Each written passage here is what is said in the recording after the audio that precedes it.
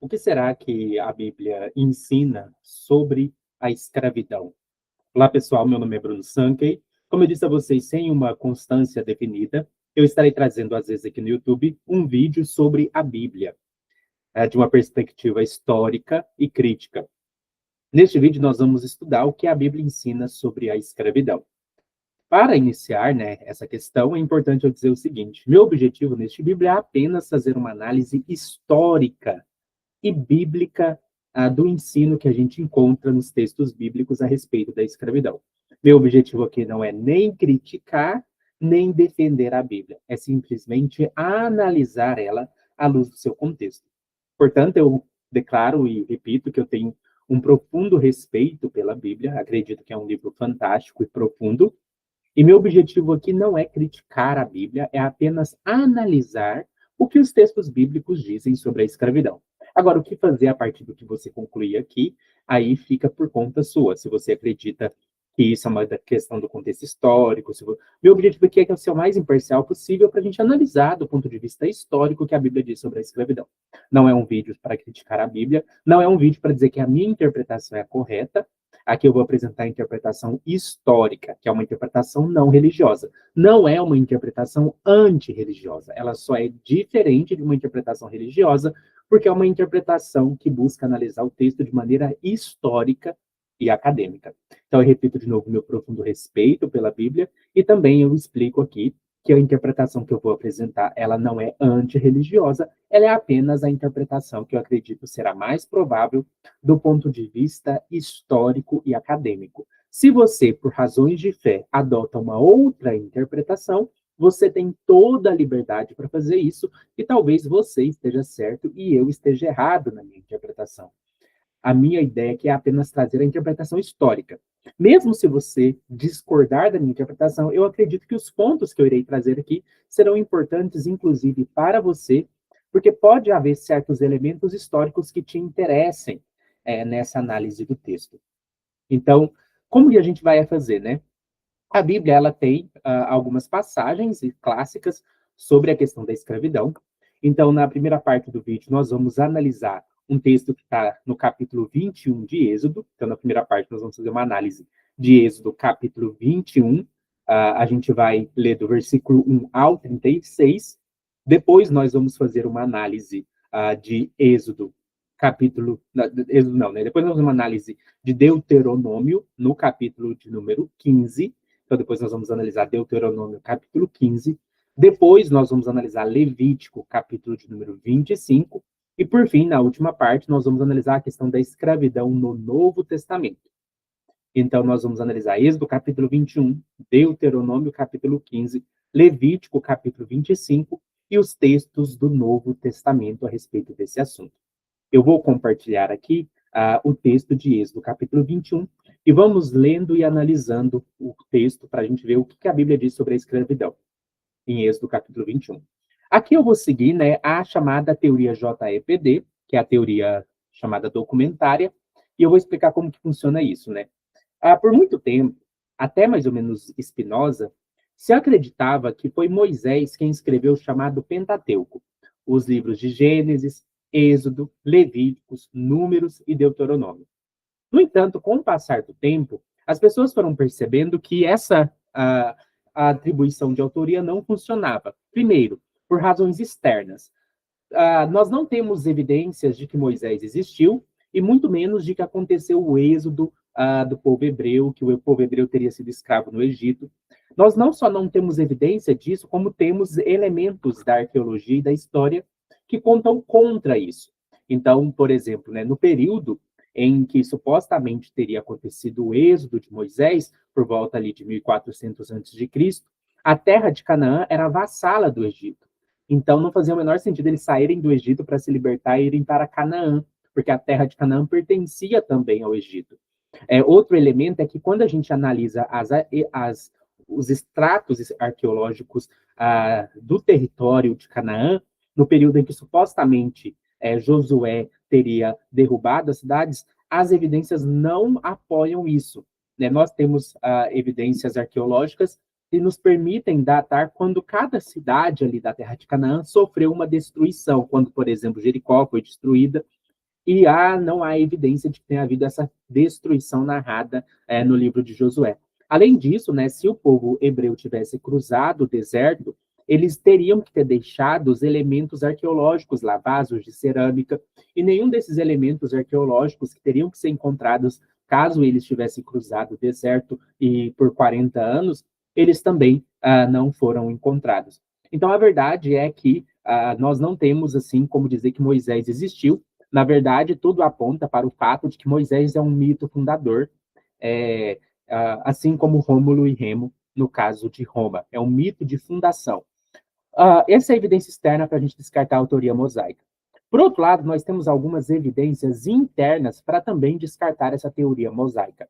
Então, nós temos certos anacronismos, nós temos certas regiões que não tinham o nome que elas têm, ou teriam esse nome quando Moisés teria escrito. Então, às vezes, Moisés fala, isso aconteceu na região de Dan. Não tem como aquela região chamar região de Dan na época de Moisés, porque Moisés morreu antes das tribos se estabelecerem, por exemplo. Tem alguns anacronismos, como a presença de camelos na época de Abraão.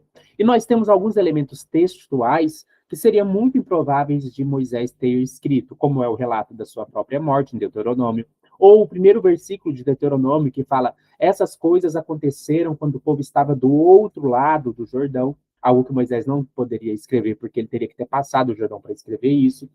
Então, esses elementos internos e externos fez com que, desde Spinoza, hoje é considerado consenso que não foi Moisés quem escreveu o Pentateuco.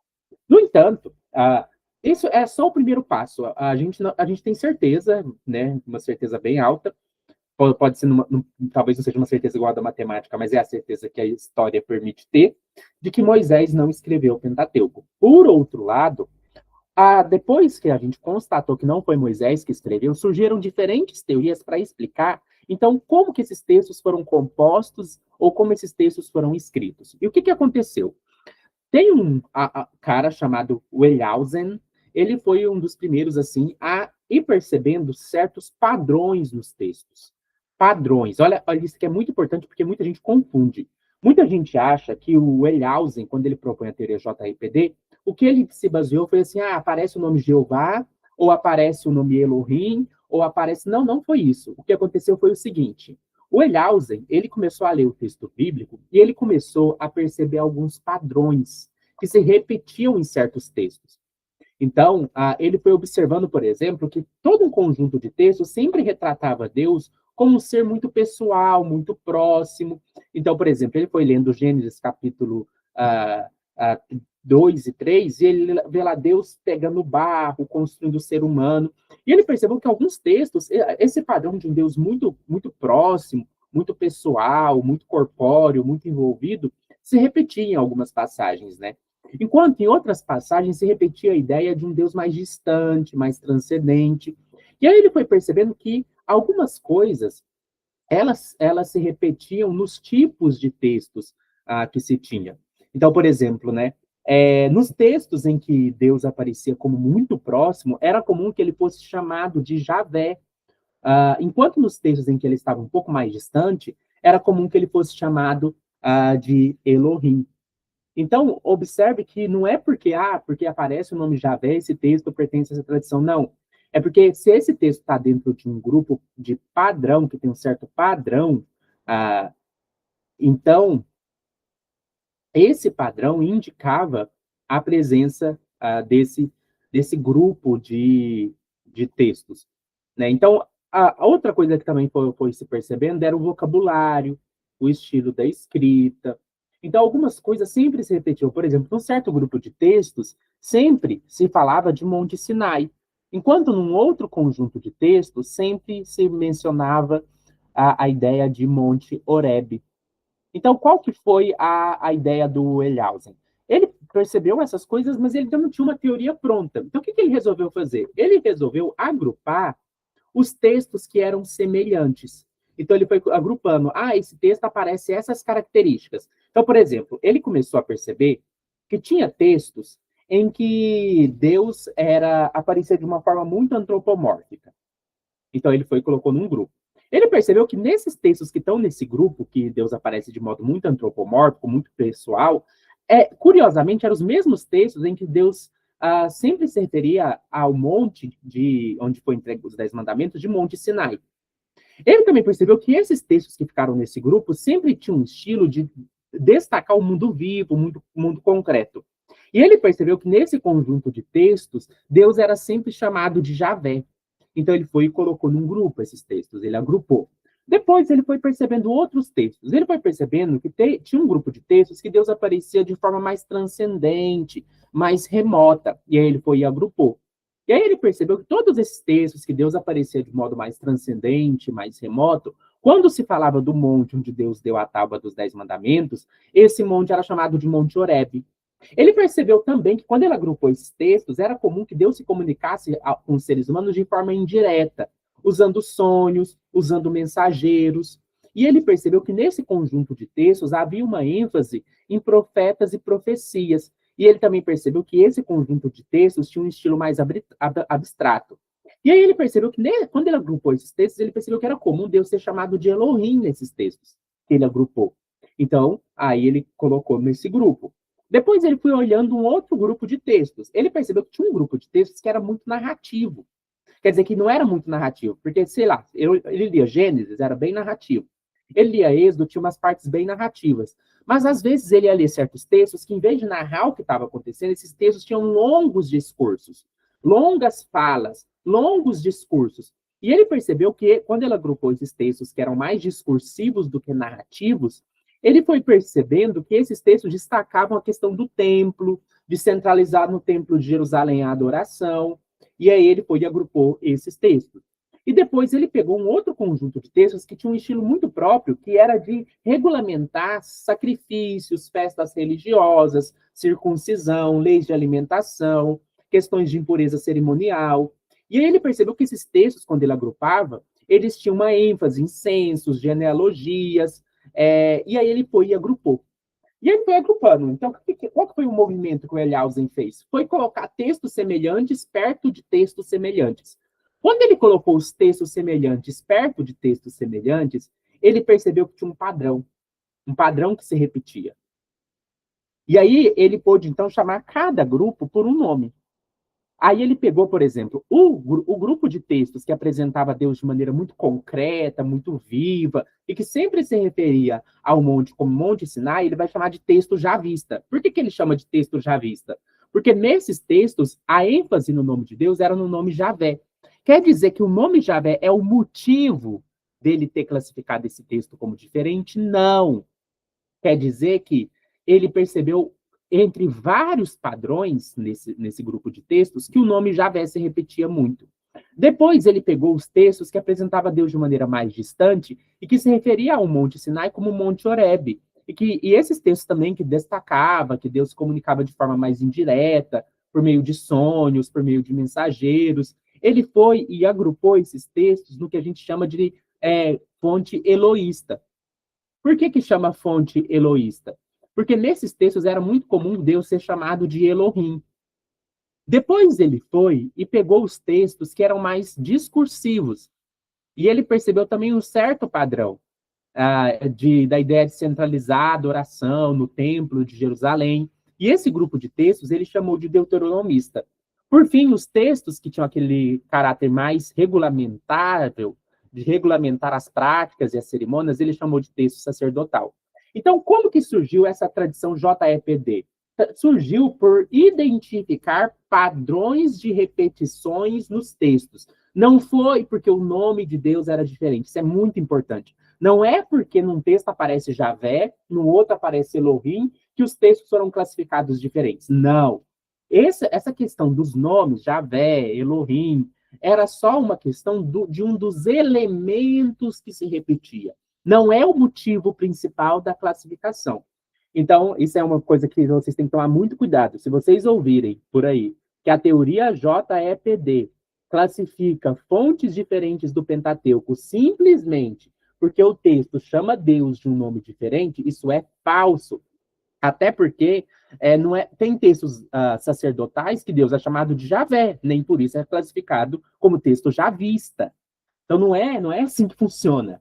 Né? Essa questão dos nomes é só uma questão do padrão que se repetia num grupo de textos. E aí, quando as pessoas entraram em contato com essa literatura, os acadêmicos, eles perceberam que isso funcionava muito.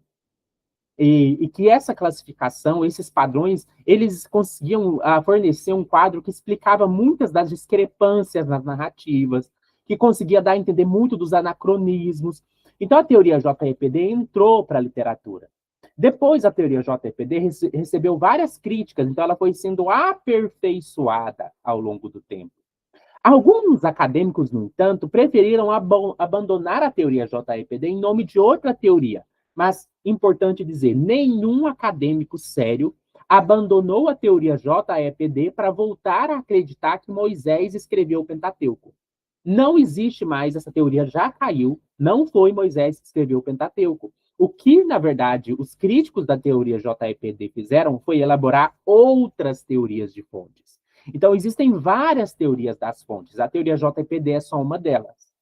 Então, é consenso que não foi Moisés que escreveu o Pentateuco. É consenso que o Pentateuco é composto por diferentes fontes. O que não é consenso é que a teoria JEPD seja correta.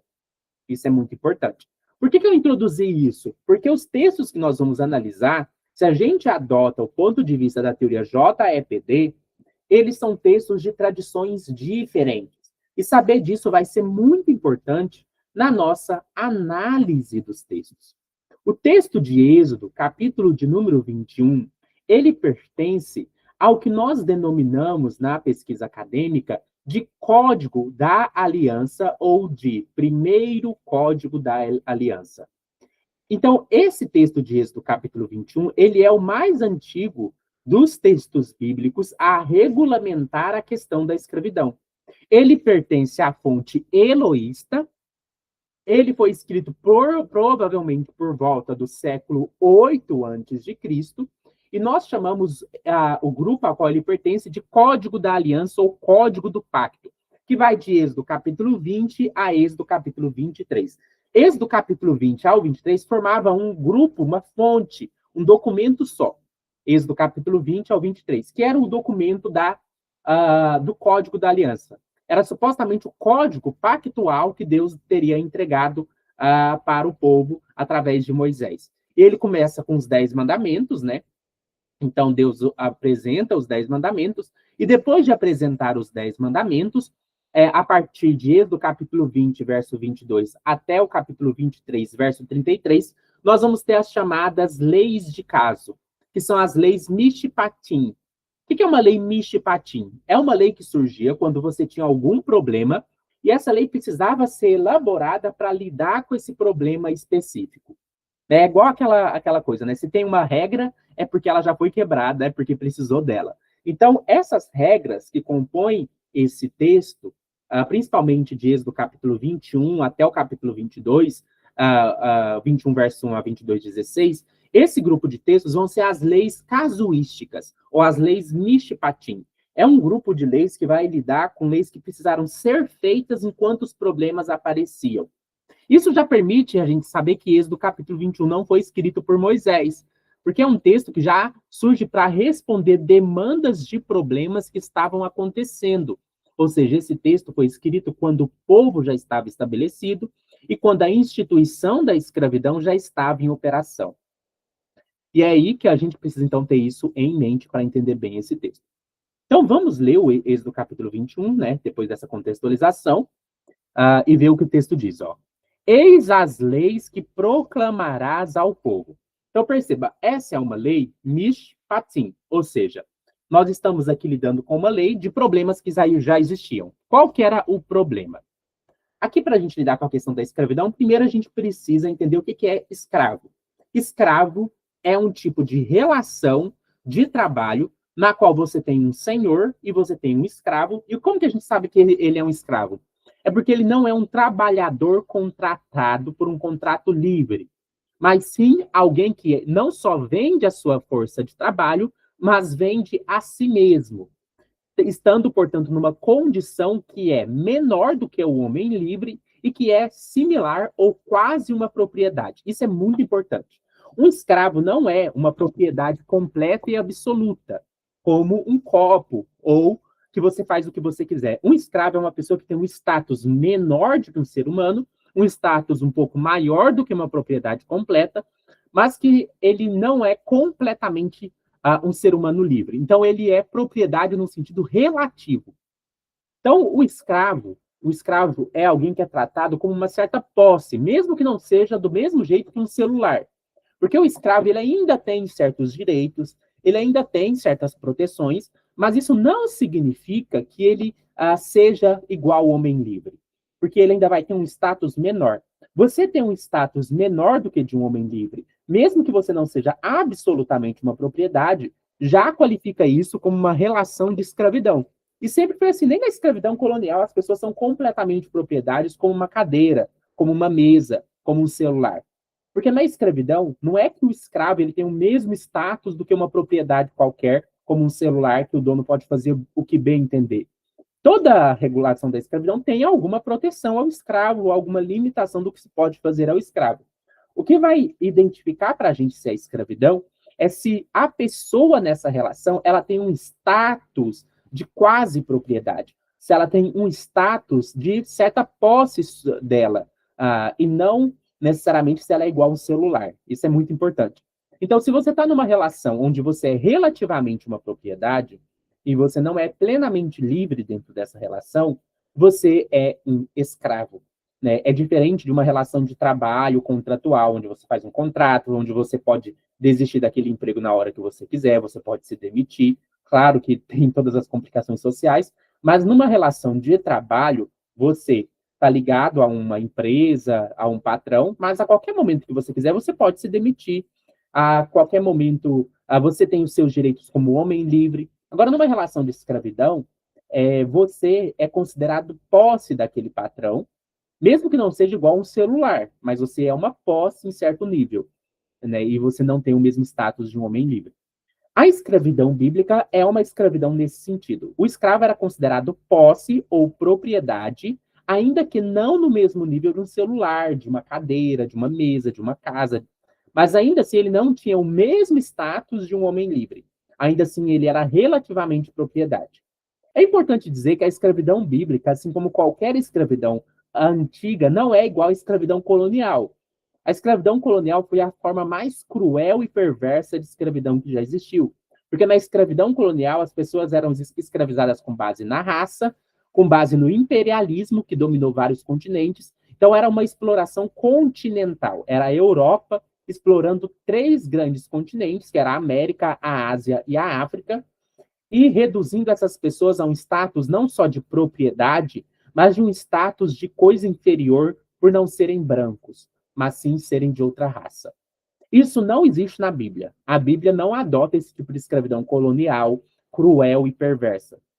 No entanto, embora a escravidão bíblica não seja do mesmo tipo que a escravidão colonial, a escravidão bíblica, como as demais escravidões antigas, também era escravidão no sentido que hoje nós consideramos imoral, porque reduzia uma pessoa a um status inferior a de um ser livre e ainda em um certo grau de propriedade.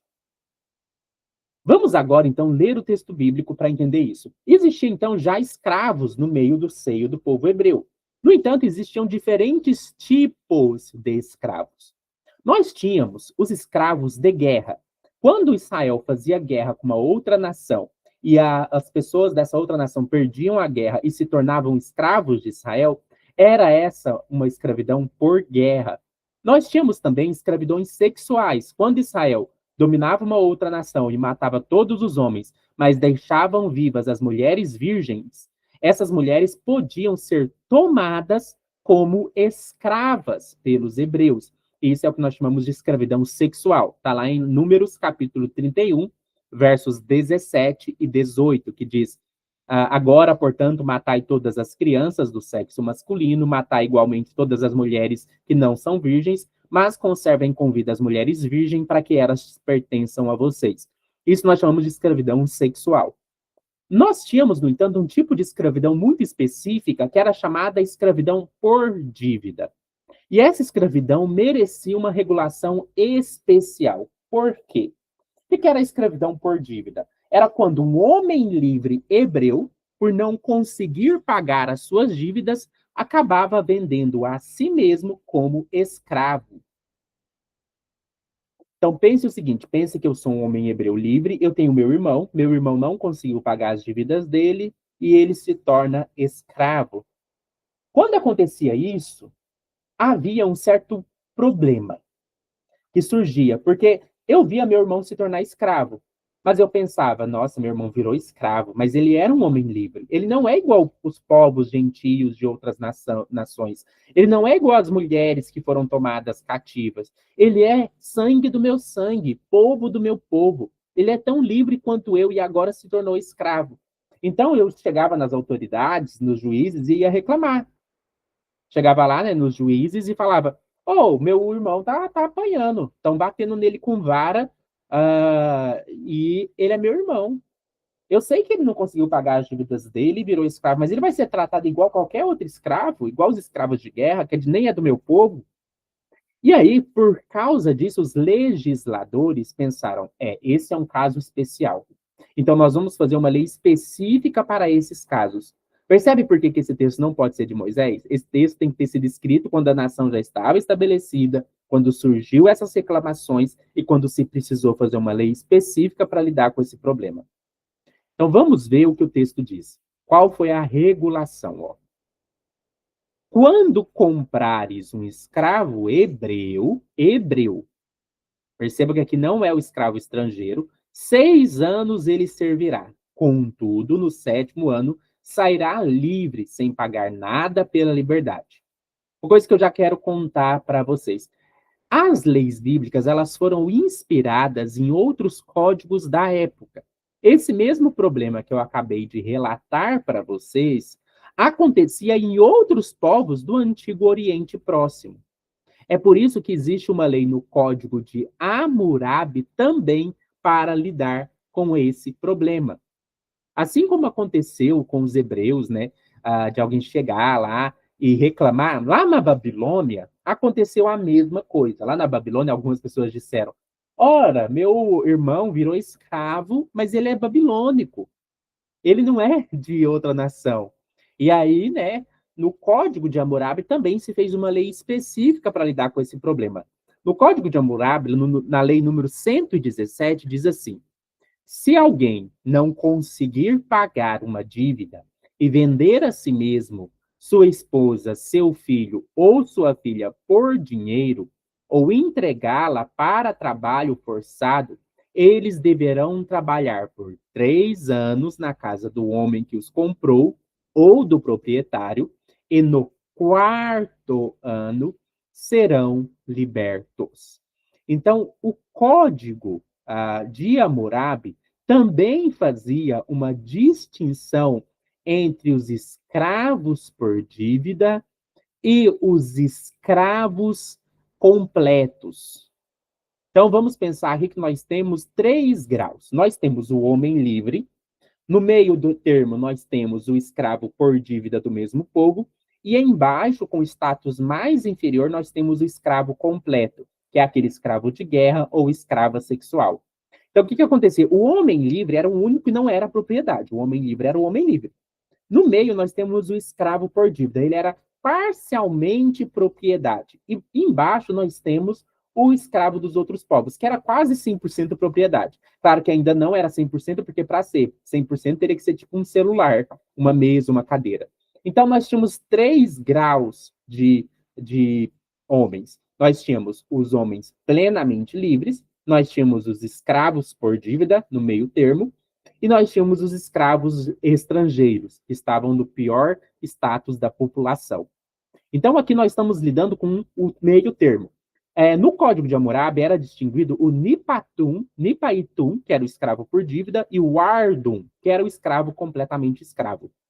Então, a lei fazia essa distinção. Perceba que no Código de Hammurabi, o período de trabalho máximo para um escravo por dívida era 3 anos. Após 3 anos, no 4º ano, ele deveria sair livre. Os hebreus, no entanto, eles têm um elemento muito importante para eles, que é a simbologia do 6 e do 7. 6 dias trabalharás e no 7º ano descansarás, ou no 7º dia descansarás.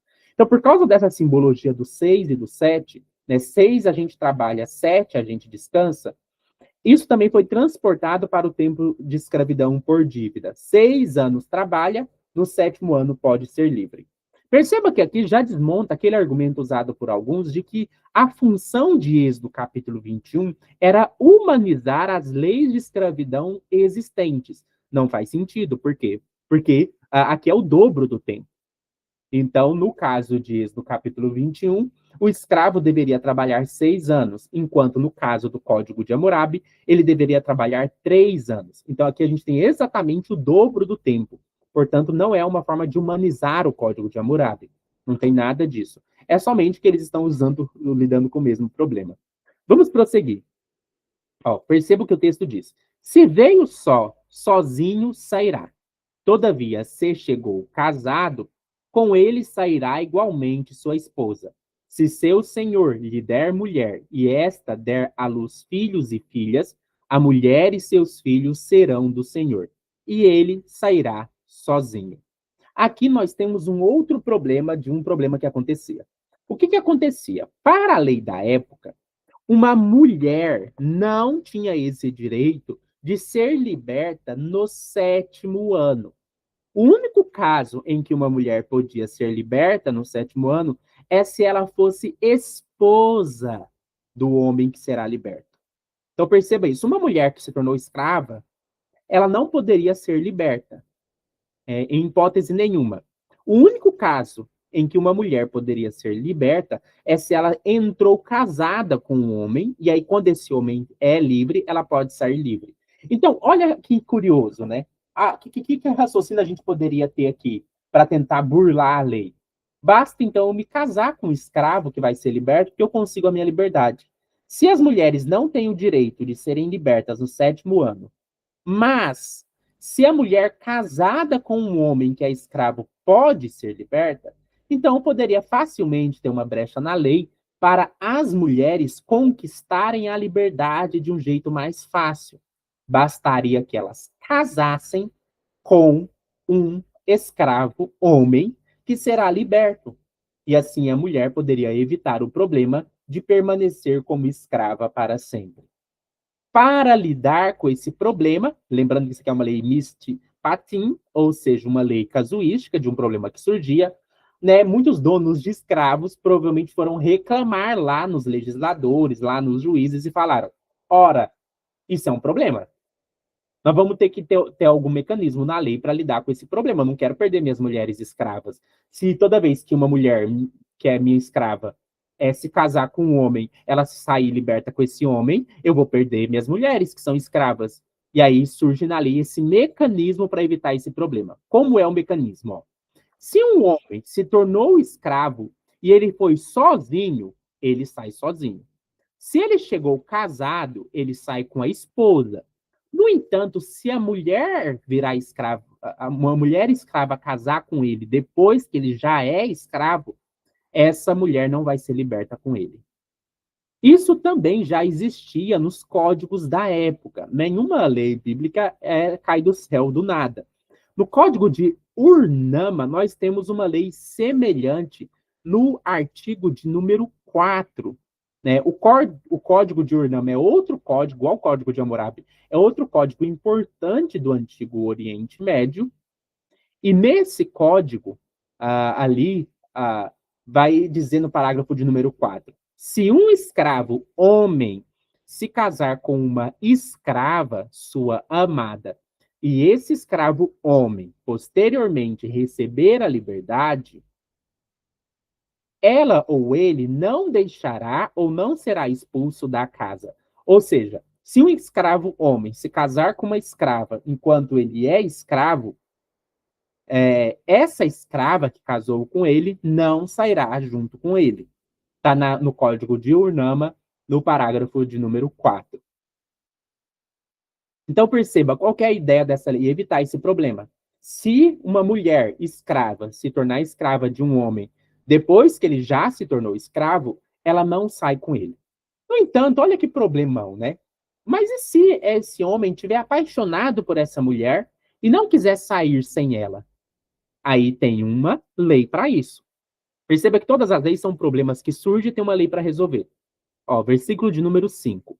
Mas, Se o escravo argumentar, eu amo a meu senhor, a minha mulher e a meus filhos, não desejo ficar livre.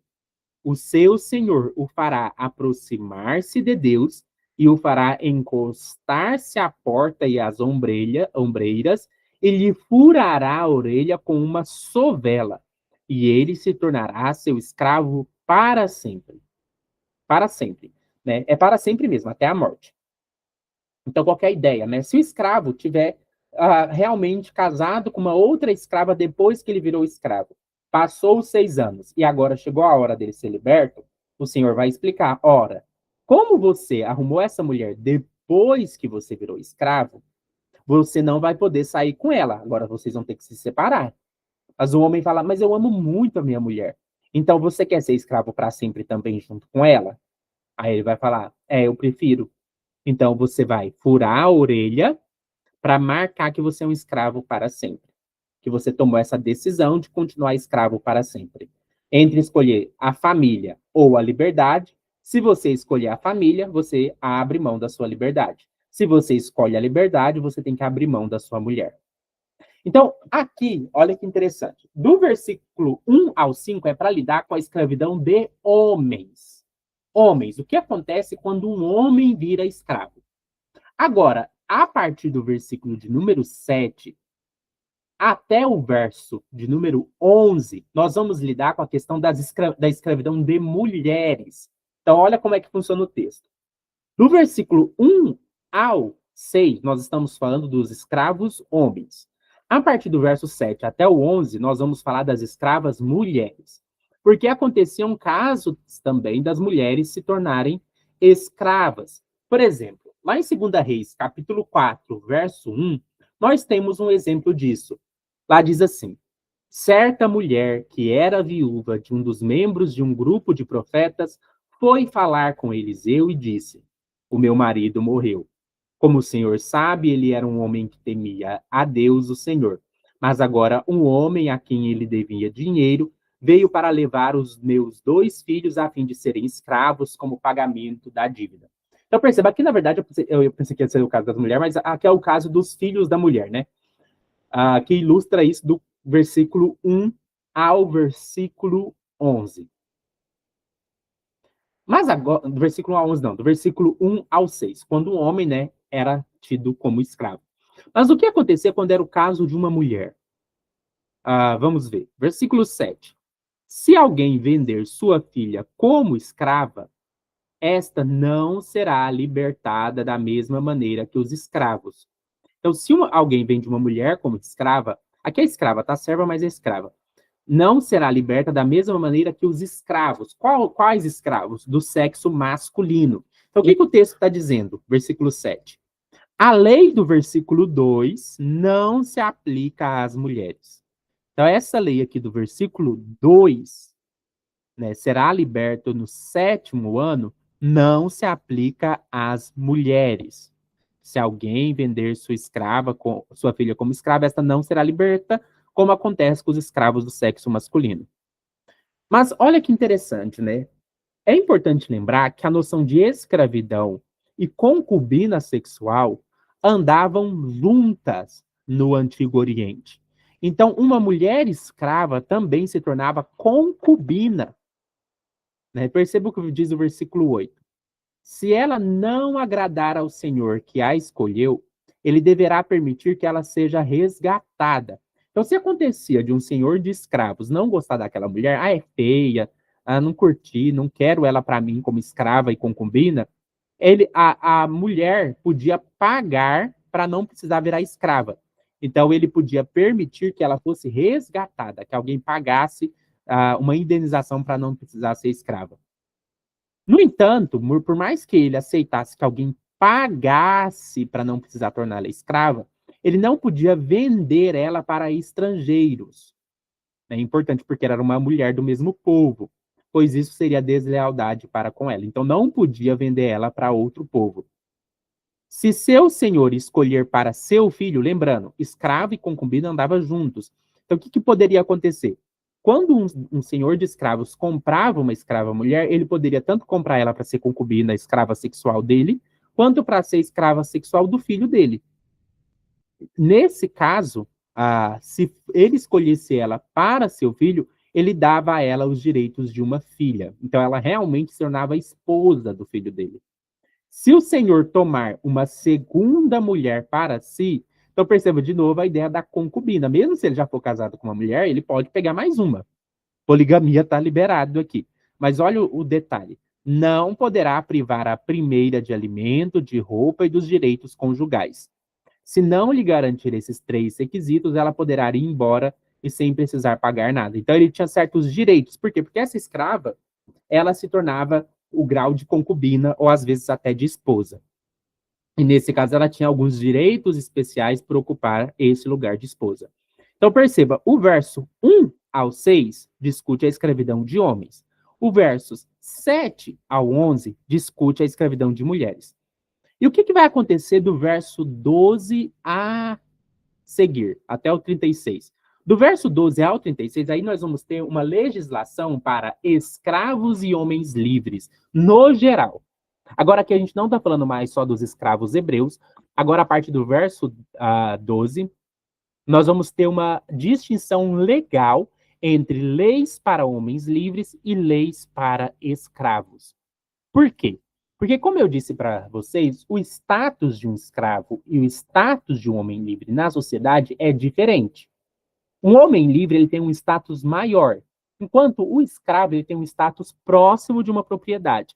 Isso significa que as leis para os homens livres e as leis para os escravos elas são diferentes, porque essas duas pessoas têm status diferentes na sociedade. Então, o que vai acontecer a partir aqui do verso 12? Nós já não estamos falando mais só dos escravos hebreus, nós estamos falando de uma lei que vai agora distinguir regras para homens livres e para escravos. Perceba o que o texto diz. Quem ferir a qualquer outra pessoa e provocar a sua morte será também morto. Então o texto vai começar com leis para homens livres. O homem livre que ferir uma pessoa e ela morrer, ele terá que pagar com a própria vida, pena de morte. Então, assassinato tinha pena de morte. Claro, homicídio doloso tem pena de morte. Se um homem livre comete um homicídio doloso, pena de morte. Verso 13. Entretanto, se não o fez intencionalmente, ou seja, no caso de homicídio culposo, mas Deus o permitiu, designei este lugar para onde poderá viver como refugiado. Não sei se vocês sabem, mas no território de Israel, tinham certas cidades que eram chamadas de cidades de refúgio. Quando uma pessoa cometia um assassinato, mas sem ser de maneira intencional, ou seja, cometia um homicídio culposo, ele poderia fugir ou se abrigar nas cidades de refúgio. Porque o que acontecia? Para a lei antiga, quando alguém é assassinado, a família da vítima tem o direito de vingar a morte da vítima. Ou seja, a família tem o direito de matar o assassino. No entanto, tinham casos que o assassino não fez de propósito, que ele cometeu um acidente. Nesse caso, às vezes a família ainda queria matar ele. Então, para ele não ser morto, ele podia se refugiar nesses abrigos, nessas cidades refúgios. Aqui falando do homem livre. Veja o verso 14. Se alguém matar outro por astúcia, tu o arrancarás até mesmo do altar para que sumariamente seja executado. O que acontecia aqui? Às vezes, quando alguém cometia um assassinato, essa pessoa corria para o templo, ou corria para um lugar sagrado. Por que ele pensava? Eu estou aqui no templo, o templo é um lugar sagrado, ninguém vai poder me matar. Não, aí o texto diz, mesmo assim, para matar. Não adianta correr para esconder no templo, achando que lá é um lugar sagrado, não vai poder ser morto. Se você cometeu assassinato, pena de morte. Versículo 15, ainda uma lei aplicada a homens livres. Quem ferir seu pai ou sua mãe será igualmente morto. Então, se alguém ferir o próprio pai e a própria mãe, pena de morte, né? A pena de morte se aplicava a qualquer desrespeito aos pais. Essa coisa era considerada muito séria na lei antiga. Se você batia no seu pai, você sofria pena de morte. Perceba agora o verso 16. Quem raptar alguém e o vender ou for achado na sua mão será morto. Ainda aplicado aos homens livres, um homem livre não pode ser sequestrado para ser tornado escravo. Ele só pode ser escravo se ele não pode pagar a sua dívida. De novo, como eu disse para vocês, né, para a lei antiga, essa questão de desrespeitar os pais era muito séria. Então, quem amaldiçoar seu pai ou sua mãe também era morto, pena de morte. Ainda falando do homem livre, vamos continuar a ver o que a lei diz. Verso 18.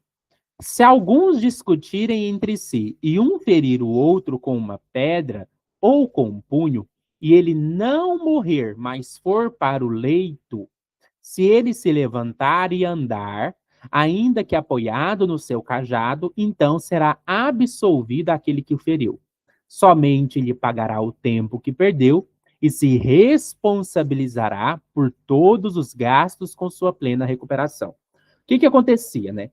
Às vezes, quando dois homens estavam brigando, um agrediu o outro tão forte que ele morria. Se isso acontecesse, pena de morte.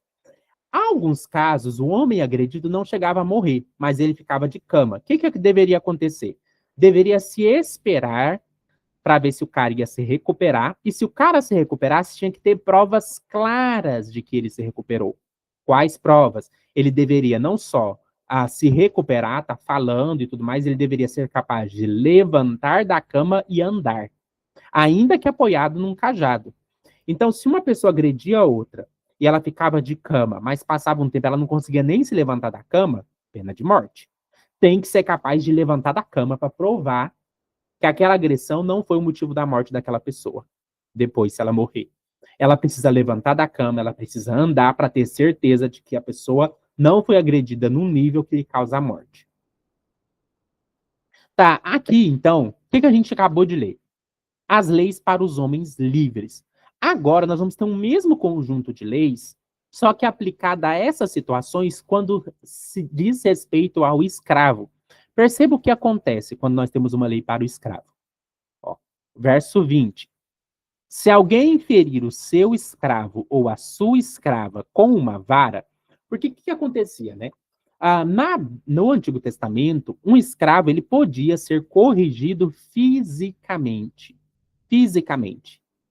Ou seja, você podia pegar um pedaço de pau e bater no seu escravo caso ele te desobedecesse. Se um escravo te desobedecia, você tinha o direito de bater nele. Isso está, por exemplo, em Provérbios, capítulo 29, verso 19, que diz: não adianta nada corrigir um escravo somente com palavras, porque mesmo que ele entenda, não obedecerá. Então, um escravo ele poderia ser corrigido com vara. Mas perceba o que acontece. Se alguém ferir o seu escravo ou sua escrava com uma vara, e o ferido morrer debaixo das suas mãos ou por suas ordens, será punido. Perceba que o texto não diz será executado, como nos textos anteriores. Já vou explicar por quê. Mas se sobreviver um dia ou dois, não será punido, uma vez que se trata da sua propriedade. Então perceba que o que acontece? A lei agora está lidando com o caso de agressões ao escravo. Antes eram agressões aos homens livres. O que acontece aqui com essa palavra punido? Isso vai ser muito importante para a nossa análise. A palavra punido, aqui nesse texto, é uma palavra que não é usada em nenhum outro lugar do código eloísta. Ou seja, é uma palavra de ocorrência única. Essa palavra não aparece em nenhum outro lugar do código eloísta. A palavra usada aqui no hebraico é a palavra naquan, e ela é a única vez que ela aparece no código eloísta. Isso é muito importante. Tem um erro de exegese muito comum, que é quando as pessoas, para procurar o significado de uma palavra bíblica, elas vão em textos que não são do autor que escreveu aquele texto. Isso não é errado de fazer, mas isso não pode ser o nosso primeiro modo de tentar descobrir o significado da palavra. Porque autores diferentes usam uma palavra em sentidos diferentes. Nós sabemos que a palavra naquan, no código sacerdotal e no código sacerdotal, no código P, ela significa pena de morte. Mas aqui nós não estamos falando do código sacerdotal. Nós estamos falando do código eloísta. E nós temos indicativos de que a palavra naquan não significa pena de morte no código eloísta. Por que não? Porque o texto de Êxodo capítulo 21 usa, para descrever a pena de morte, uma outra palavra, que é a palavra yamut. E todas as vezes que o texto fala de pena de morte, ele usa a palavra yamut. Isso acontece em várias partes do texto. Vou mostrar para vocês. A primeira vez que o termo Iamute aparece em Êxodo capítulo 21 é no verso 12. O texto diz, será também morto, Iamute. No verso 14, seja executado, Iamute. No verso 15, será igualmente morto, Iamute. No verso 16, será morto, Iamute. No verso 17, será morto, Iamute. No verso 18, deixa eu ver, achar aqui. Se algum discutir por outro com uma pedra ou com uma pedra, ele não morrer, mas só para ele se levantar. Na verdade, cadê o. Acho que ainda no verso 18. No verso 18 não aparece. Mas vamos agora para o verso 20. Se alguém ferir o seu escravo, a sua escrava, nanana, será punido. Aqui no verso 20, a gente perceba que não aparece o Iamute, mas aparece o Naquan. Vamos agora para o verso de número 28. Aqui. Se algum boi chifrar, um homem ou mulher causar sua morte, o boi será apedrejado, mas o dono será absolvido. Também no verso 28. Vamos ver se é no verso 29. É no verso 29. Aqui. Seu dono será igualmente morto. Então, o que acontece? No Código de Êxodo, capítulo 21, todas as vezes que nós estamos falando de pena de morte, a palavra usada é Iamut. Iamut. Então, o fato de mudar a palavra, e no versículo que nós estamos considerando, voltar lá para o nosso versículo, a palavra usada não é Iamut, isso indica para a gente que essa pena não é o mesmo tipo de pena. Então, se todas as vezes que o Código Eloísta quer falar de pena de morte, ele usa a palavra Iamut, e aqui ele usou a palavra Naquan, nós temos o indicativo de que essa palavra aqui não significa pena de morte. Senão, era para o texto usar a mesma palavra que ele está usando em todo o capítulo, todas as vezes que fala de pena de morte. Só que aqui, o que essa palavra significa, então? Então, nós temos um indicativo que não significa pena de morte, então o que ela significa? Nós não sabemos. Por que nós não sabemos? Porque essa palavra é usada só aqui. Essa palavra não é usada em nenhum outro lugar pelo mesmo autor. O autor do Código Eloísta não usa, eu repito. Essa palavra é uma palavra de ocorrência única. É a única vez que o Código Eloísta usa a palavra Naquan. Então, isso significa que se a gente quer saber o significado da palavra Naquan, a gente tem que tentar procurar no contexto alguma coisa que indique o seu significado. Vamos ver se tem alguma coisa no contexto que pode nos indicar o seu significado. A primeira coisa que a gente olhou no contexto é as outras vezes que o texto fala de pena de morte. Nós vimos que todas as outras vezes que o texto fala de pena de morte, ele usa a palavra Iamut e não Naquan, o que indica que Naquan é diferente da pena de morte. Tem alguma coisa que pode nos indicar o seu significado? Vamos ler de novo o texto. Se alguém ferir o seu escravo ou sua escrava com uma vara e o ferido morrer debaixo da sua mão e por suas ordens, será punido. Mas se sobreviver 1 ou 2 dias, não será punido. Não será punido por quê? Perceba o que diz o final. Uma vez que se trata de sua propriedade. Algumas traduções traduzem essa parte final. Uma vez que é dinheiro seu. Ou seja, o que o texto está falando? A pessoa não precisa ser punida, porque ela já perdeu dinheiro. A pessoa não precisa ser punida porque ela já perdeu dinheiro. O que esse paralelo indica para a gente? Se eu falo assim, olha, o João não precisa ser punido porque ele já perdeu dinheiro. O que isso indica? Que a punição e o dinheiro é a mesma coisa. Então, nós temos um indicativo no versículo de que punido significa pena financeira.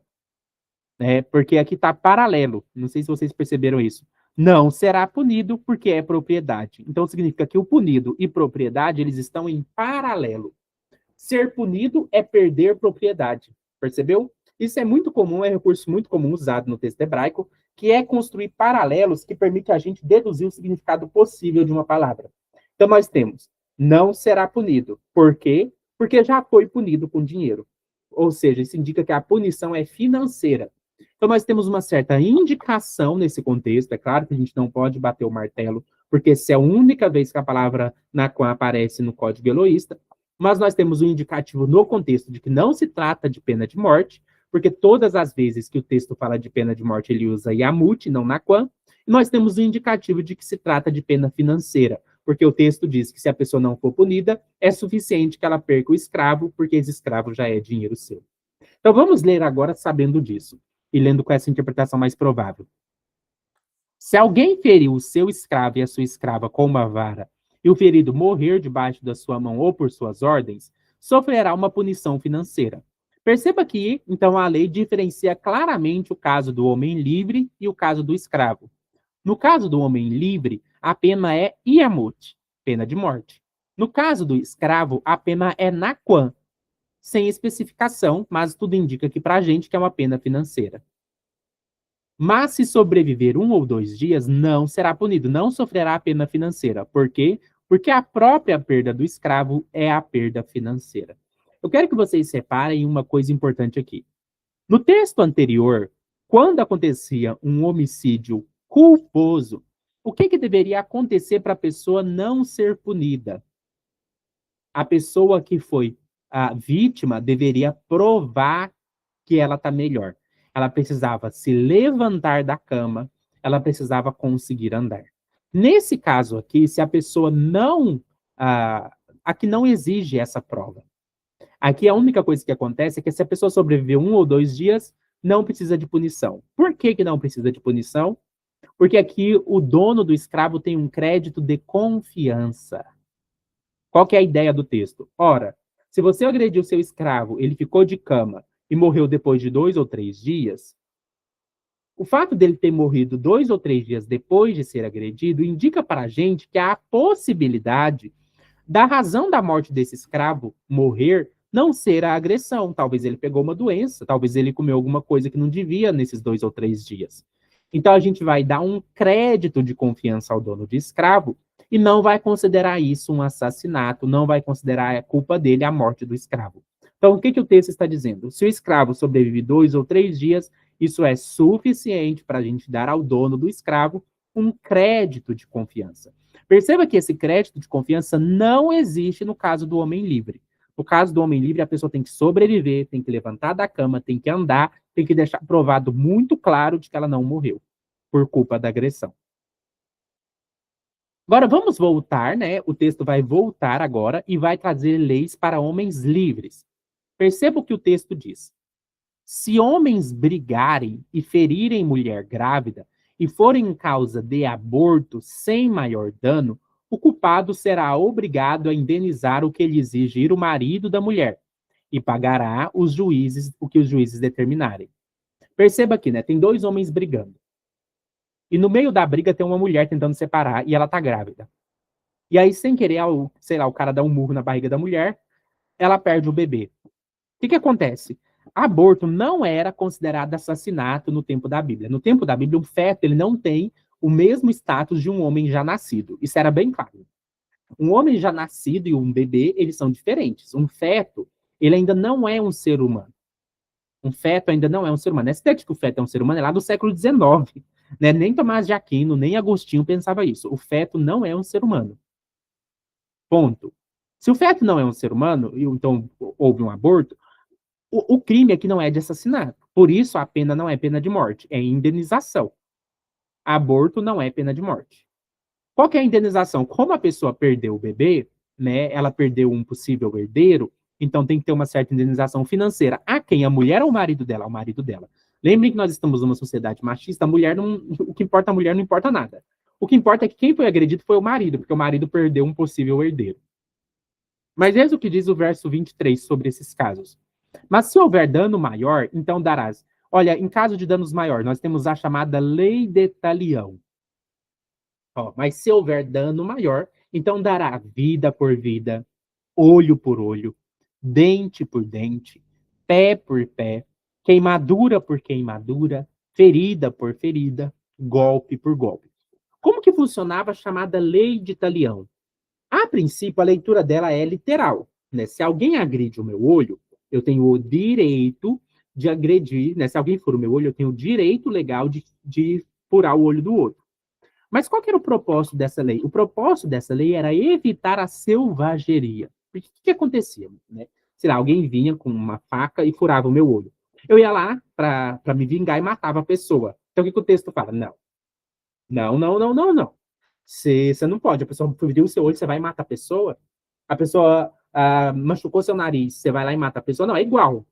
Se a pessoa ferir o seu olho, você tem o direito de ferir o olho dela de volta, não de matar ela. Tem que ser proporcional. A retribuição tem que ser proporcional.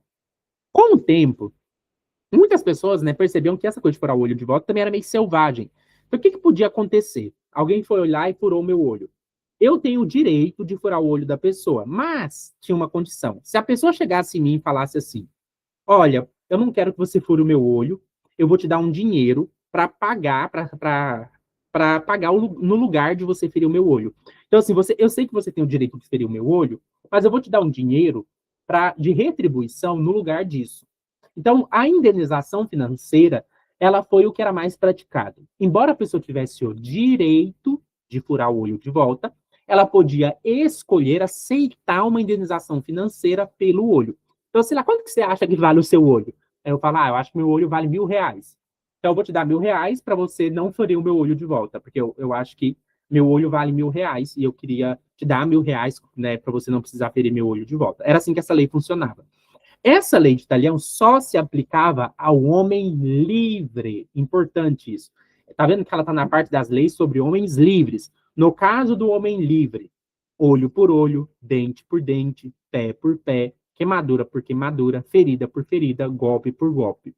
Agora vamos ver como essa lei ficava no caso dos escravos. Perceba o que diz o verso 26. Se alguém ferir o olho do seu escravo, ou o olho da sua escrava, e o cegar, o que aconteceria se fosse homem livre? Eu fui lá, feri o olho de um homem livre, e ele ficou cego. O esse homem livre falaria para mim? Eu tenho o direito de furar o seu olho de volta. E aí você escolhe. Ou você me dá, ou eu furo o seu olho de volta, ou você me dá um dinheiro para substituir isso. No caso do escravo, não tinha isso. Ó, não tinha. O que deveria acontecer? Deverá conceder imediata alforria como compensação pelo olho inutilizado. Então, o que acontecia? O escravo não podia chegar no dono e falar assim: eu tenho o direito de furar o seu olho de volta. Não. Mas, se acontecesse do senhor ferir o olho do escravo, o senhor tinha que libertar aquele escravo. Por quê? Porque aquele escravo ficou inutilizado.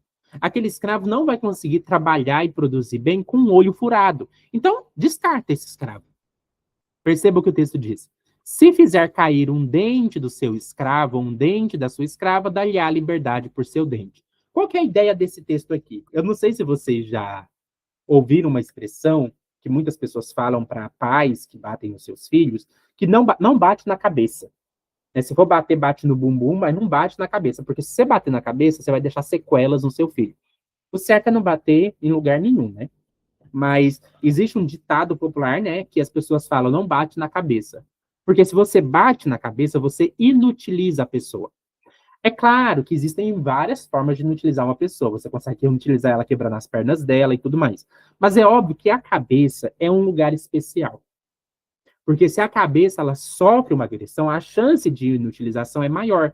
Se o escravo tem um pedaço de pau, ele bate na perna, né, dependendo do grau que ele bater, depois vai ficar um roxão, o escravo consegue voltar. Bateu nas costas também, vai ficar roxo, depois consegue voltar. Mas se você pega a vara e bate na cabeça, a chance desse escravo ficar inutilizado é grande. Então, o que esse texto está falando? Não bate na cabeça, não bate no olho, não bate no dente, porque se você bater, você vai inutilizar o seu escravo, e se você inutiliza o seu escravo, você tem que mandar ele embora.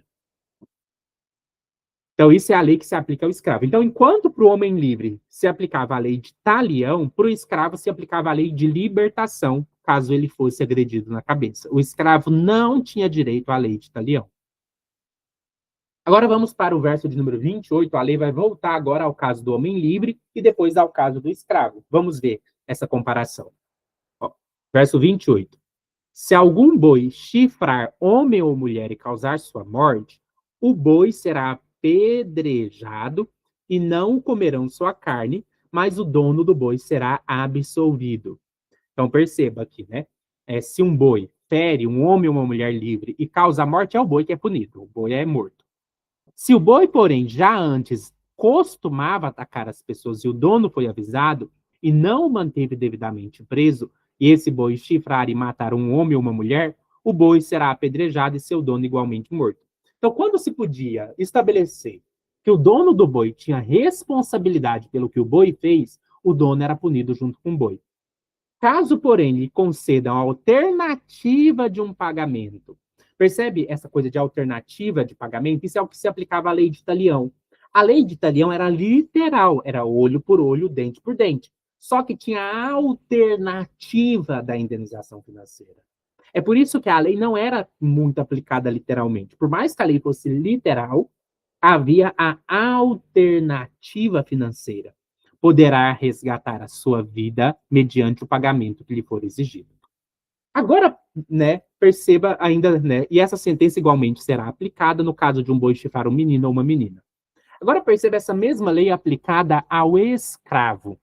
Perceba, versículo de número 32. Se o boi chifrar um escravo ou uma escrava, o dono do animal terá de pagar 360 gramas de prata. A quem? Ao escravo? Não. Ao proprietário do escravo. E o boi deverá ser apedrejado até a morte. Então, se um boi ferir um escravo, percebe que a lei muda? O escravo é propriedade de alguém. Se um boi fere um escravo que é propriedade de alguém, esse alguém, que é dono do escravo, é prejudicado. Então, se deve pagar um dinheiro ao dono do escravo para remediar o custo financeiro do seu escravo ter sido ferido. Então, não sei se vocês perceberam, todo o contexto dessas leis está separando homem livre e escravo. Vamos ver o que diz o verso de número 20, número 33. Se alguém deixar aberto um buraco, ou se alguém cavar um poço e não tapar, e nele cair um boi ou jumento, responsável pela abertura do buraco pagará o dinheiro ao dono pelo valor da venda do seu animal. Entretanto, o animal morto passará a ser propriedade do primeiro. Se o boi de alguém ferir o boi de outra pessoa e o boi ferido morrer, venderão o boi vivo e repartirão seu valor e dividirão entre si o boi morto. Aqui já não vai falar mais do escravo e do homem livre, então a lei termina aqui no verso 32. Então, como que a gente divide o capítulo 21? Do versos 1 ao 6, nós temos as leis que se aplicam aos escravos homens hebreus. Dos versos 7 ao 11, nós temos as leis que se aplicam à escrava mulher hebreia.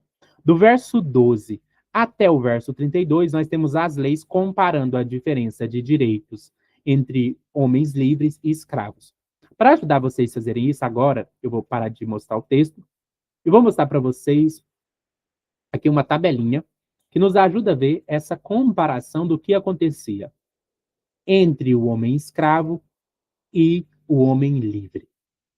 Né, que é Êxodo 21, 12 ao 36. Aqui a gente tem uma ilustração para vocês verem como funcionava essa diferença na lei. Não sei se vocês conseguem ver. Ó. O crime, quando era homicídio doloso, a pena que cabia ao homem livre é explicitamente pena de morte, no hebraico, yamut. Quando a vítima era escrava, era uma pena de vingança, naquam, não especificada, mas que a gente supõe que é uma pena financeira, aplicada só se morrer no mesmo dia. Quando era homicídio culposo, quando a vítima era um homem livre, não se aplica a pena de morte só se houver uma prova concreta que a vítima se levantou e andou, mas o agressor deve pagar pelo tratamento e tempo de recuperação. Quando a vítima era um escravo, não tinha punição nenhuma se o escravo não morre no mesmo dia. A perda do escravo já é considerada perda de dinheiro suficiente. No caso de agressões no geral,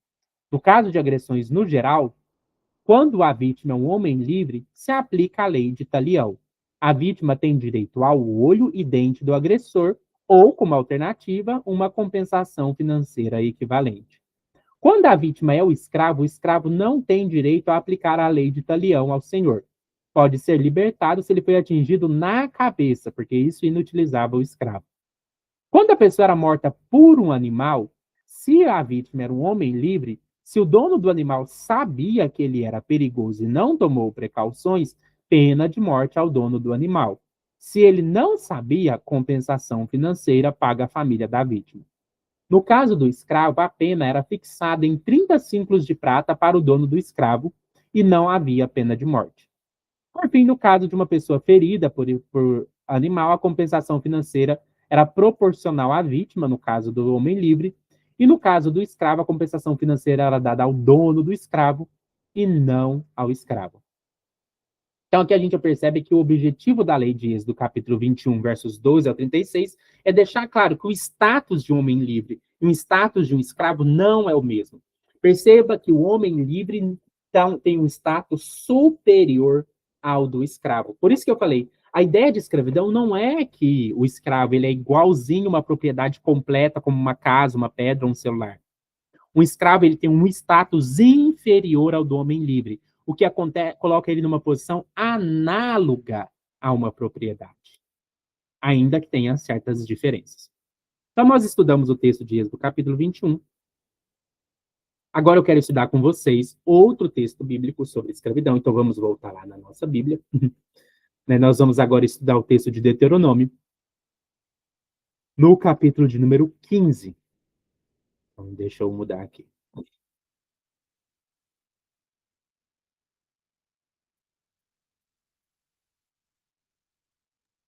Pronto, vamos para Deuteronômio, capítulo 15. O que é Deuteronômio? Deuteronômio é um código de leis, provavelmente escrito, ali por volta da época do século 6 a.C. O Código Deuteronomista ele é uma revisão ou uma reforma do Código Eloísta, que a gente acabou de ler. Por isso que esse texto de Deuteronômio, capítulo 15, ele faz parte do que às vezes a gente chama de segunda lei, porque ela é uma reforma das leis anteriores. Então, nós consideramos a lei de Deuteronômio uma lei reformista do século 6 a.C., que busca ampliar as proteções legais que existiam antes. O Código de Deuteronômio, o Código Deuteronomista, ele é um código mais humanitário, no sentido de que ele foca em proteções legais para grupos oprimidos, como as viúvas e os órfãos. E isso vai incluir os escravos israelitas. Então, a ideia do capítulo 15 de Deuteronômio é reformular a regulação de Êxodo, capítulo 21, para deixar ela mais humanitária, reforçando uma forma de maior dignidade daqueles escravos por dívida. Lembrando que aqui a gente está falando dos escravos hebreus por dívida. Vamos ver como que fica essa reforma da lei. Vamos ver se você consegue perceber alguma coisa que mudou. Ó, Deuteronômio capítulo 15. Vamos ver onde que começa aqui a parte da questão do escravo, verso 12. Êxodo capítulo 15, Deuteronômio capítulo 15, verso 12. Se teu compatriota hebreu, olha o que mudou, olha que legal isso aqui. Se teu compatriota hebreu, homem ou mulher, vender-se a ti como escravo e servir-te durante 6 anos, no 7º ano tu deixarás ir em plena liberdade. Olha como a lei mudou. A outra lei falava, só o escravo do sexo masculino pode ser liberto no 7º ano. Olha o que diz essa lei. Olha como que a lei foi reformada. Agora as mulheres estão incluídas. Olha que lindo isso, né? Uma reforma legal. Então, a gente pega, sei lá, o Código de Êxodo 21 é do século 8. Esse é do século 6. Então, a gente, 8 menos 6, 6, 7, 8, 2 séculos, né? Coloca aqui 200 anos de diferença. Depois de uns 200 anos, nós temos uma reforma no Código que agora inclui as mulheres. Contudo, quando lhes deres a liberdade, não os despeças de mão vazia. Olha que legal, agora tem umas proteções legais para quando libertar o escravo, ele não sair de mão vazia. Ele ter alguma coisa para conseguir continuar a sua vida. Dá-lhe com generosidade dos animais do teu rebanho e do produto da tua eira e do teu tanque de prensar uvas. Olha que legal, não sei, aqui no Brasil a gente tem essa história, né, de que teve a alforria dos escravos, mas eles saíram pobres, não adiantou nada. Aqui o texto fala, né, se alguém se tornou escravo por dívida, quando você for libertar ele, ele não vai sair sem nada. Ele já pagou a dívida dele, então dá pelo menos um pouco de coisa para ele conseguir reconstruir a vida. Dá-lhe conforme a bênção que Javé, perceba aqui, né, de novo, né, o nome de Deus que aparece no texto de Deuteronômio, já lá no texto de Êxodo, como é um texto da tradição eloísta, não é muito comum usar o termo Javé. Aqui já vai ser comum usar. Lembrando que esse não é o motivo pelo qual a gente sabe que o texto é de fonte diferente. Até que esse texto a gente não chama de javista, né? Esse texto é deuteronomista. Dá-lhe conforme a bênção que Javé, o teu Deus, tem concedido a ti mesmo. E olha que bonito isso daqui, que não tinha lá em Êxodo capítulo 21. Recorda que fostes escravo. Então, por que vocês têm que ter misericórdia com escravo? Porque vocês já foram escravos no passado. Existe o mito de que os hebreus foram escravos no Egito. Então, lembre que vocês já foram escravos no Egito. Não tratem mal o escravo. Esse texto não é abolicionista. né? Ele não vai dizer assim, vamos abolir a escravidão, mas ele vai dizer, os escravos merecem um olhar mais humanitário, porque vocês já foram escravos. Recorda que fostes escravos na terra do Egito, e que Yahvé, teu Deus, te redimiu. É por isso que eu te dou hoje essa ordem. Entretanto, se teu escravo te solicita, não quero deixar-te, se ele te ama, a ti e a tua casa, está bem contigo, isso aqui já tinha na outra lei, né? Quando ele tinha que escolher entre família ou liberdade. Tomarás então uma sovela, um furador, e lhe furarás a orelha contra a porta. Ele ficará sendo teu servo para o resto da vida. Faz o mesmo com relação à tua escrava. Então perceba que essa lei já não distingue entre homem e mulher. É o que se aplica ao homem se aplica também à mulher. Veja o que diz o verso 18. Não te sintas prejudicada ao libertar o teu escravo, pois o serviço que ele prestou a ti nesses 6 anos custou a metade do serviço de um trabalhador contratado. Então aqui a gente já vê quanto que um escravo valia, mais ou menos, né? O serviço que ele presta custa metade do serviço de um trabalhador contratado. Além disso, Yahvé, teu Deus, te abençoará copiosamente em tudo que lhe realizares. Então, olha que interessante isso, né? É a mesma lei, só que mais humanizada. Então, na verdade, Deuteronômio humaniza a lei de Êxodo, capítulo 21. Então, muitas pessoas falam assim, né? As leis bíblicas humanizam as leis dos povos ao redor. Na verdade, o que a gente está vendo aqui é que a lei bíblica humaniza uma lei bíblica mais antiga. Olha que legal isso, né? Talvez a gente até concorde. A lei bíblica sobre escravidão está tentando humanizar outra lei. Mas a outra lei é a lei também bíblica, que é de Êxodo capítulo 21. É por isso que a gente não pode ler a Bíblia como se fosse uma coisa monolítica. A gente vê por esse texto aqui que uma lei bíblica tentando humanizar uma outra lei bíblica, tentando oferecer um ponto de vista mais humanitário. Outra coisa que também acontece em Deuteronômio é que havia uma proteção ao escravo fugitivo. Vou até ler esse texto com vocês, lá em Deuteronômio capítulo de número 23. Isso é interessante. Para vocês verem, né, o quanto que a lei de Deuteronômio foi humanizando a questão da escravidão. Deuteronômio capítulo 23, no versos 15 e 16. Olha o que diz o texto. Quando um escravo fugir do seu senhor e se refugiar em tua casa, não o entregues de volta ao seu dono.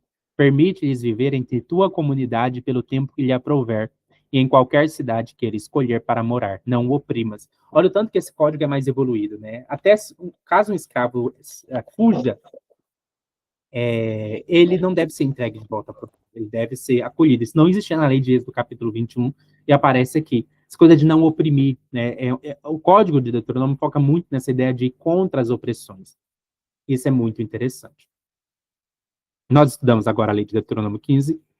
Agora vamos para uma outra lei, né, que é mais recente. Essa lei já é do período exílico, que é a lei de Levítico, capítulo 25. Então vamos lá para Levítico, capítulo 25. Levítico, capítulo de número 25. E aqui nós vamos precisar de contexto histórico, né? A lei de Levítico, ela faz parte da tradição sacerdotal. Ela foi escrita provavelmente no período exílico. Não sei se vocês conhecem a história do povo hebreu, né? Nós temos o período monárquico. Então, existiu, por exemplo, 2 reinos, o reino de Israel ao norte e o reino de Judá ao sul. Por volta de 722 a.C., o reino do norte, que é o reino de Israel, foi destruído pelo reino assírio, e por volta do ano, acho que 570, 560 a.C., o povo do reino do sul, de Judá, foi levado cativo para a Babilônia. Esse período que eles ficam cativos na Babilônia é chamado de período do exílio, e é nesse período que as leis levíticas vão sendo elaboradas. Então, no período do exílio, vai ter a chamada lei do ano de jubileu. Como que funcionava essa lei? Trata-se de uma legislação sacerdotal do período exílico, e é importante dizer que essa lei nunca foi aplicada na realidade, né? Então, a gente já está falando de um povo que não está na sua terra, então é uma lei utópica, uma lei que nunca foi aplicada, então é uma utopia, nunca foi aplicado isso de ano de jubileu, até nem faz sentido, economicamente seria inviável uma lei dessa, mas essa lei, ela estabelecia que quando se dava o ano do jubileu, né, que era o ano de número 50, porque, como eu disse para vocês, para os hebreus o número 7 tem um significado muito profundo.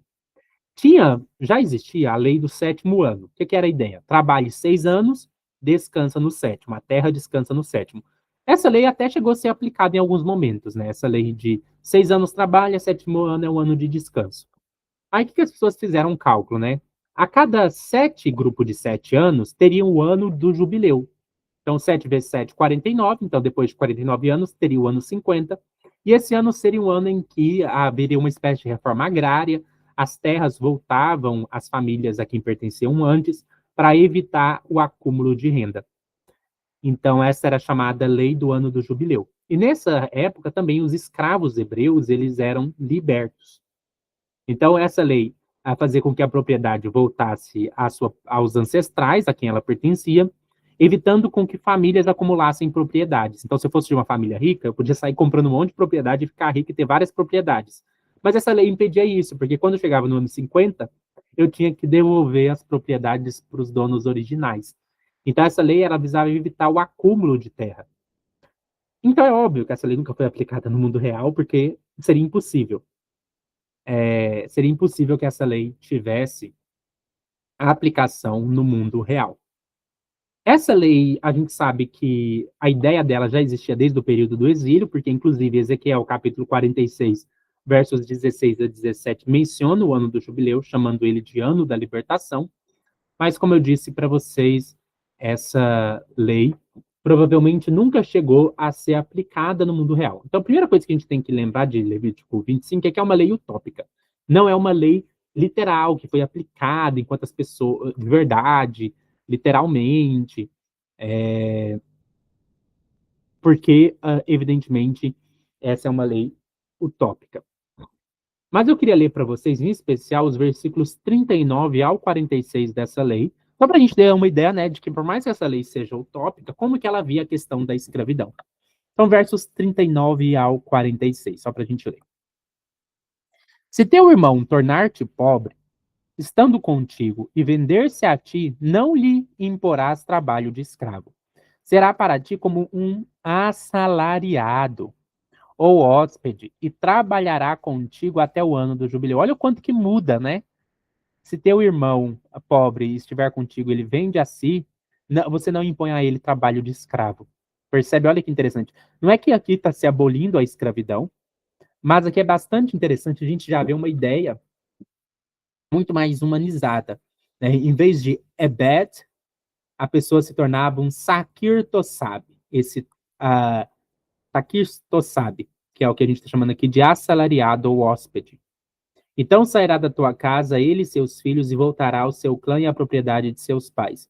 Na verdade, eles são meus servos, pois os fiz sair da terra do Egito, e não devem ser vendidos como se vende um escravo. Não dominarás com tirania, mas terás o temor do teu Deus. Servos e as servas que tiverdes deverão vir das nações que vos circundam. Então, se você quer ter escravo, não tem escravo do mesmo povo, só o estrangeiro. Lembrando que Levítico ainda tinha Levítico tentou até humanizar um pouco a questão dos estrangeiros, né? Mas nenhuma lei é perfeita, né? Mesmo uma lei utópica, ainda continua permitindo a escravidão dos estrangeiros. Delas poderia adquirir servos e servas. Então, quer ter escravo, não vai ser do próprio povo, tem que ser dos outros povos. Também podereis adquiri-los dentre os filhos dos hóspedes que habitam entre vocês. Então, se tem um imigrante morando no meio de vocês, pode ser escravo, bem como das suas famílias que vivem convosco e que nascerem na vossa terra. Serão vossa propriedade. Podereis deixá-los como heranças a vossos filhos depois de vós, para que os possuam como propriedade perpétua. Para sempre, que perpétua até a morte, né? Vós os tereis como escravo, entretanto, sobre vossos irmãos, os filhos de Israel, pessoa alguma exercerá poder de domínio. Então perceba que Levítico 25 está dizendo assim, só pode ser escravo se é de uma nação estrangeira. Só pode ser escravo se é de um outro povo. Então perceba como que muda, né, a lei. Então nós estudamos aqui a lei de Levítico capítulo 25. Nós vamos finalizar agora, né, estudando um pouco alguns textos sobre escravidão no Novo Testamento. Então, eu vou só ler alguns textos com vocês, mas primeiro eu vou explicar o contexto aqui da questão da lei de escravidão no Novo Testamento. Como que funciona, né? No Novo Testamento, a escravidão, ela vai ser considerada adequada. Ela não vai ser questionada. Então, até porque parece que nem se passava na cabeça dos autores do Novo Testamento essa ideia de questionar a escravidão. É como se a gente vive numa época, né, em que comer carne é uma coisa tão naturalizada que ninguém questiona. É parecido com isso. Eles vivem numa época que ter escravos é uma coisa natural. O que vai acontecer? Alguns textos bíblicos, eles vão adotar uma coisa que a gente chama de uma ideologia hierarquizante. A ideia de que existiam hierarquias naturais e elas deviam ser respeitadas. Quais seriam essas hierarquias? Homem e mulher. Então, muitos textos bíblicos vão falar: o homem é o cabeça da mulher, o homem domina sobre a mulher. Nós temos a pai e filho, o pai ele domina sobre o filho. Nós temos os bispos e os membros da igreja. E, por fim, nós temos a hierarquia senhor e escravo. Essas hierarquias eram consideradas naturais e dadas por Deus. Então, é até por isso, né, que os textos bíblicos vão condenar as práticas homoeróticas, né? Por quê? Porque elas feriam a hierarquia natural. O homem domina sobre a mulher, logo, só o homem pode penetrar a mulher, portanto, um homem nunca pode ser penetrado, porque se o homem é penetrado, ele está sendo subjugado. Então, claramente, Romanos capítulo 1, versos 26 e 27, vai proibir as práticas homoeróticas, porque elas eram uma forma de transgredir a hierarquia natural. Outra hierarquia natural, homem e mulher. Mulher tem que ser submissa ao homem. Inclusive, se uma mulher quiser falar em público, diz 1 Coríntios capítulo 11, que ela coloque um véu para ela lembrar que ela é submissa. Né? Outros casos, né, uma mulher jamais pode ser pastora. Está lá muito claro no Novo Testamento. Uma mulher, no 1 Timóteo e tudo mais, uma mulher não pode pregar, não pode ser pastora. Por quê? Porque ela tem que ser submissa ao marido. Outro caso também, né, o filho tem que ser submisso ao seu pai. E por fim, um caso muito claro, os escravos têm que ser submissos ao seu senhor. Inclusive, essa hierarquia ela é levada para dentro da igreja no sentido do quê? Dos bispos terem autoridade sobre os membros da igreja, seja submissa aos bispos, também as autoridades, né, políticas estabelecidas, Romanos capítulo 13. Então, por causa dessa ideologia de hierarquia, né, o Novo Testamento vai reforçar muito que um escravo ele tem o dever de ser submisso ao Senhor, assim como o homem, a mulher tem o dever de ser submissa ao marido, o filho tem o dever de ser submisso ao pai, o fiel tem o dever de ser submisso aos bispos. Então, eu queria ler uns textos para vocês que reforçam essa lógica de hierarquia no Novo Testamento. Coloquei aqui. Ó. Primeiro vamos ler Efésios capítulo 6, versos 5 ao 8. Lembrando que Efésios 6, lá no verso 22, já vai falar, né? A mulher também seja submissa ao marido. Efésios também fala que o filho seja submisso ao pai. Então, vamos ver o que diz no caso dos escravos. Escravos, obedeçam aos seus senhores terrenos. Deixa eu aumentar aqui para ficar melhor para vocês lerem. Então, vamos lá. Escravos, obedeçam aos seus senhores terrenos com respeito e temor, com sinceridade de coração como a Cristo. Não obedeçam apenas para agradar aos homens quando eles estão observando, mas como escravos de Cristo, fazendo de coração a vontade de Deus. Sirvam de boa vontade como ao Senhor, e não aos homens, sabendo que cada um, seja escravo ou livre, receberá do Senhor o bem que fizer. Então a ideia, né? Se você é escravo, você tem que obedecer ao seu dono, assim como se você estivesse obedecendo a Cristo, a Deus. Vamos ler Colossenses 3, versos 22 ao 25. Escravos, obedeçam em tudo a seus senhores terrenos, não apenas para agradá-los, quando eles os observam, mas com sinceridade de coração pelo temor do Senhor. Tudo o que fizerem, façam de todo o coração como para o Senhor, e não para os homens, cientes de que receberão do Senhor a herança como recompensa. Cristo, o Senhor, é quem vocês estão servindo. Mas quem fizer o mal receberá de volta o mal, e não há exceção para ninguém. Então, obedeça ao seu patrão, porque ele representa Deus. Assim como você deve ser submissa ao governo, porque o governo representa Deus. Então, aqui é a ideia de que as autoridades representavam Deus. O seu pai representa Deus para você. O seu bispo representa Deus para você. O seu governante representa Deus para você. O seu patrão representa Deus para você. Mas aí você pensa, mas e se meu patrão for mal? E se o governante for mal? Aí o texto de 1 Pedro 2, 18 e 19 diz também o que se deve fazer nesse caso. Né? Será que, por exemplo, se o meu marido for mal, eu tenho o direito de não ser submissa? Se meu bispo for mal, eu tenho o direito de não ser submissa? Se o meu governante for mal, eu tenho o direito de não ser submissa? Olha o que diz 1 Pedro 2, 18 e 19.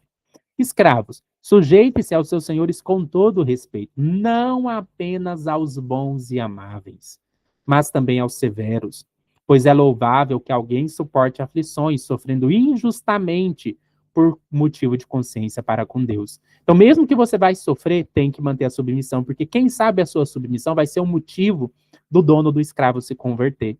Quem sabe a submissão da mulher ao marido, a um marido cruel, vai ser o motivo desse marido se converter. É uma ideologia bem ruim, né? mas era a ideologia de hierarquia desses textos. Agora vamos ler Tito 2, versos 9 ao 10. Ensine os escravos a se submeterem em tudo aos seus senhores, a procurarem agradá-los, a não serem respondões, a não roubarem, mas a mostrarem que são inteiramente dignos de confiança, para que assim tornem atraente em tudo. Olha que legal aquela ideia, né? Tornem atraente em tudo o ensino de Deus, nosso Salvador. Então, mesmo que você tenha um senhor que é ruim, seja um escravo obediente, porque assim você pode atraí-lo a Cristo. Quem sabe ele se converta. 1 Timóteo 6, 1 e 2. Todos os que estão sob o jugo da escravidão devem considerar seus senhores como dignos de todo respeito, para, olha aqui de novo, para que o nome de Deus e a nossa doutrina não sejam blasfemados. Os que têm senhores crentes não devem tratá-los com desrespeito pelo fato de serem irmãos. Pelo contrário, devem servi-los, ainda melhor, porque os que se beneficiam do seu serviço são fiéis e amados. Mas agora, para a gente finalizar, eu queria ler um texto para vocês do apóstolo Paulo, que é a carta de Filemon. Né, vamos ver como que o apóstolo Paulo lidou com o caso de um escravo fugitivo. Então vamos lá para Filemon. É bem interessante esse texto, a epístola de Filemon. Vou aqui para vocês. O que aconteceu, né, no caso do Filemon? Nós tínhamos um escravo, que é o Onésimo. Ele é um escravo fugitivo. E quando ele fugiu do Filemon, o Filemon era dono dele. Quando ele fugiu, ele se converteu, ele se encontrou com Paulo em algum momento, ele se converte. E agora, o que o apóstolo Paulo vai aconselhar para ele? Vai falar assim, olha, vamos seguir aqui a questão da submissão. Você tem que voltar para o seu dono. Só que eu vou fazer o seguinte, para não você ficar com medo. Eu vou escrever uma carta para o seu dono, o Filemon, e vou falar para ele te receber. E eu tenho uma crença, que inclusive o apóstolo Paulo mostra em Galatas 3, verso 28, ele diz assim, em Cristo não tem mais diferença entre homem e mulher, escravo ou livre, Galatas 3, 28. Então o que ele fala? No contexto da fé, vocês são irmãos, vocês são iguais. Tudo bem, no contexto lá da casa, ele é seu dono e tudo mais, mas no contexto da fé, vocês são iguais. Porque para Deus, no contexto da fé, não tem diferença mais. Então o que eu vou escrever para o Onésimo? Quer dizer, que eu vou escrever para o Filemão, que o Filemão te receba de volta, que ele te receba não só agora como escravo, mas também como irmão. Então, eu vou ler aqui para vocês, ó, a partir do verso 10. Peço-te por meu filho Onésimo, que gerei nas minhas prisões. Ou seja, né, Onésimo se converte enquanto Paulo pregou para ele nas suas prisões. O qual no outro tempo te foi inútil, mas agora a ti e a mim muito útil. Eu te tornei a enviar, e torna a recebê-lo como as minhas entranhas. Eu bem o quisera conservar comigo, para que por ti me servisse nas prisões do evangelho. Mas nada quis fazer sem o teu parecer, para que o teu benefício não fosse como por força, mas voluntário. Porque bem pode ser que ele se tenha separado de ti por algum tempo, para que se retivesse para sempre. Não já como servo, não já como escravo, antes mais do que escravo, como irmão amado. Aqui é um tipo de disjunção que é uma disjunção que não é exclusiva, né? A Bíblia, às vezes, ela faz esse contraponto, tipo, não só de pão viverá o homem, mas de toda a palavra que sai da boca de Deus. Não quer dizer que a gente não precise de pão. Quando o texto diz, recebe como irmão, não mais como escravo, não quer dizer que ele vai deixar de ser escravo. Quer dizer que no contexto da fé, ele vai ser tratado como um irmão. Então, assim, a Bíblia, ela nunca chega a abolir a escravidão. A escravidão, ela é ensinada desde o Antigo ao Novo Testamento. O que a gente tem? No Antigo Testamento, a gente tem leis tentando tornar essa escravidão mais humanizada, porque o Código de Êxodo, capítulo 21, ainda era muito pouco humanizado, mas aí vem Deuteronômio 15 para tentar humanizar um pouco mais Êxodo 21, depois vem Levítico 25 para tentar humanizar um pouco mais ainda. O Novo Testamento, ele naturaliza a escravidão a partir de uma ideologia de submissão, mas no apóstolo Paulo, nós temos a ideia de que no contexto da fé, todos são irmãos, todos são iguais. Mesmo que a escravidão seja uma coisa natural da sociedade, no contexto da fé, o escravo e o senhor, eles são iguais. Então, isso é o que a Bíblia ensina, no Antigo e no Novo Testamento, sobre a escravidão. Né? Aqui a minha professora vai fazer uma análise histórica, não é teológica. O que você vai concluir teologicamente disso aí é problema seu. Espero que você tenha gostado deste vídeo, que ele tenha sido informativo do ponto de vista histórico. Não esqueça de deixar o seu like no vídeo, se inscrever no canal caso ainda não seja inscrito, compartilhar o vídeo com quem possa se interessar. e na descrição do vídeo você encontra minha chave Pix, caso deseje realizar uma doação de qualquer valor, em agradecimento por este vídeo. Até mais!